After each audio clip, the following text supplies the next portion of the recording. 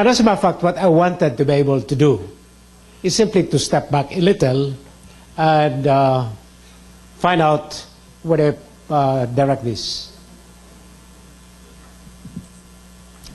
What we have been doing.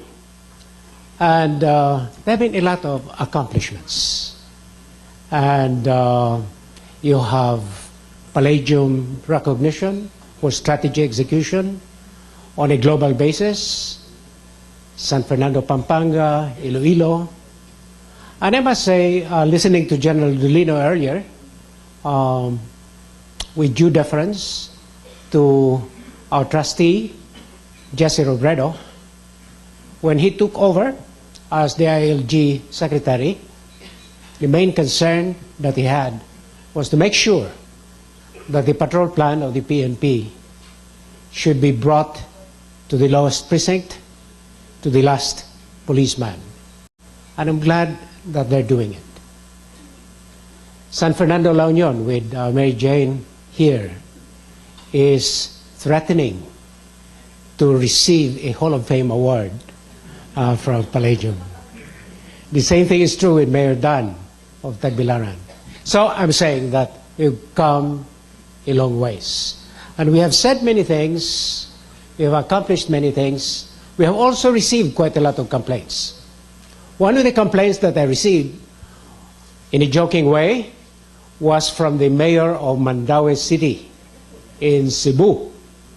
He says that he has a problem with the city administrator because the wife of the city administrator was complaining against him that there is this lady called Isa with whom the city administrator spends a lot of time all the way up to 2 o'clock in the morning.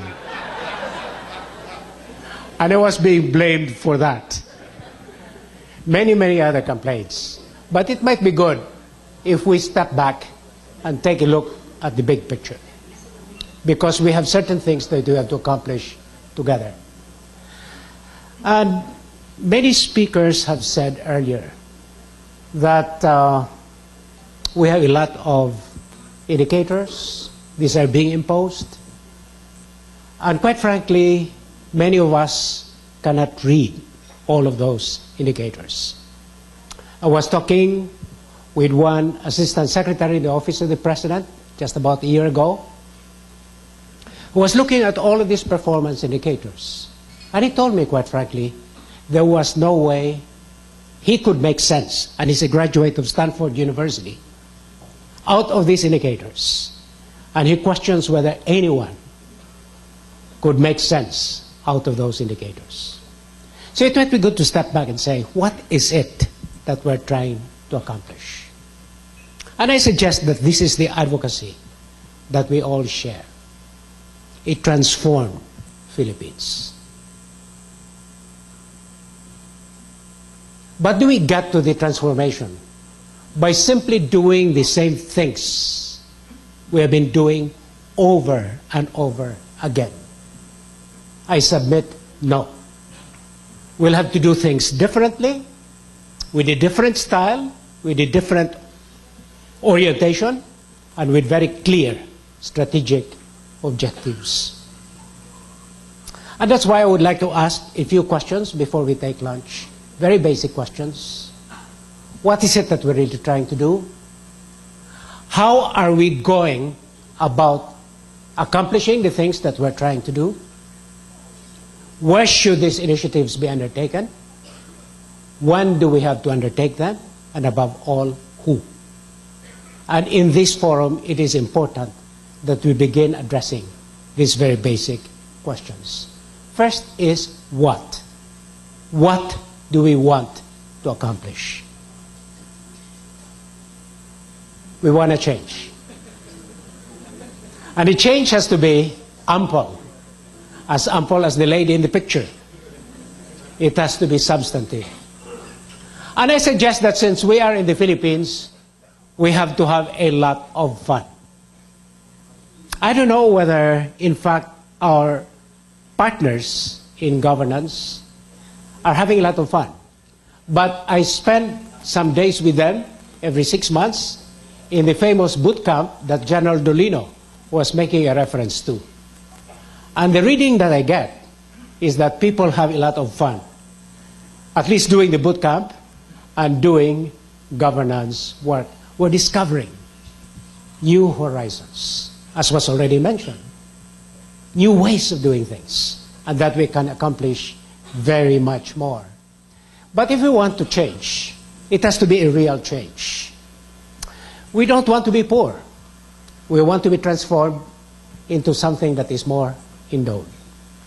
We want a transformation from a corrupt government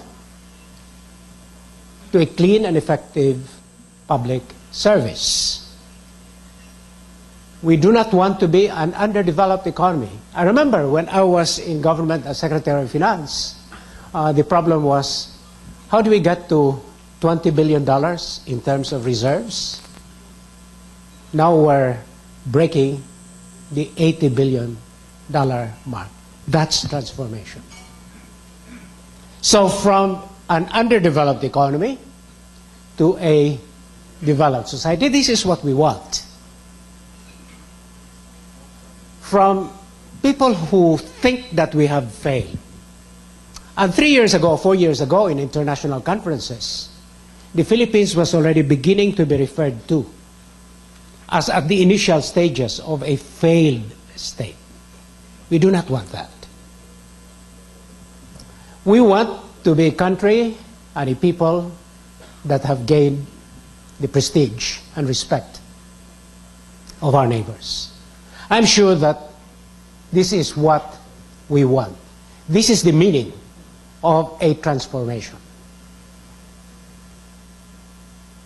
It requires a changeover. It requires a metamorphosis. It requires a transfiguration from something which is very flabby, very incompetent, very corrupt, to something a little bit healthier, who could run the marathon. So transformation is what we want. And I submit we cannot do that simply by awarding more medals, making sure that we buy our pencils in the most transparent way, simply doing the same things over and over again. So the next question we would like to ask is, how do we do that? How do we go about the work of transformation? I remember very distinctly in one cabinet meeting, I was Secretary of Finance, people were complaining, you know, in the cabinet, you have, if you're the Secretary of Finance, 27, 28 enemies, and you're the only one on the other side. Because everybody wants to spend money, and you're the one trying to collect the money, so you're very unpopular. So one time I had to remind people, there is a basic rule in development.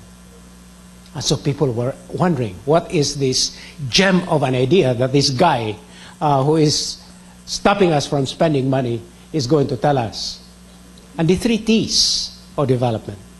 What are the 3 T's of development? Very simple. Things take time. We cannot do things overnight. You've got to be patient, and you've got to do something over a long period of time. And there are 3 S's, therefore. One is that the change that we're aiming for must be systemic. It cannot be we change this, we look for the silver bullet. It has to be total, comprehensive. What we're trying to do is to change the system. Moreover, the change has to be strategic. It cannot be operations, the usual tactical approaches to things. Kill the enemy. I listened to the Army very many times, and they tell me that 20, 25 years ago, their metric of performance was how many bodies they could count as rebels that they have killed. Now, the Army has changed. They have the Bayanihan program. The AFP has changed. They have the Bayanihan program, which is more winning the peace. And therefore, the metric is no longer body count. It is how many communities, how many provinces are rebel-free. That's totally different. That's strategic change. And we're talking about a change that is sustained. Now, if the three S's of transformation, systemic, strategic, and sustained, is what we focus on, then you go to the breakthrough results that the Vice Chairman of NAPOLCOM was talking about. A PNP that does not limit itself to the two usual core functions, but transforms itself into becoming an agent for local government development and community development. Those are the breakthrough results that we want. So how do we carry out a transformation? By producing actual breakthrough results, which is possible only if we go about an approach that goes beyond the tactical, that goes beyond the purely short-term, that goes beyond the focus on pure personality, but with a very clear direction. In 3 years from now, in 5 years from now, this is what we will be.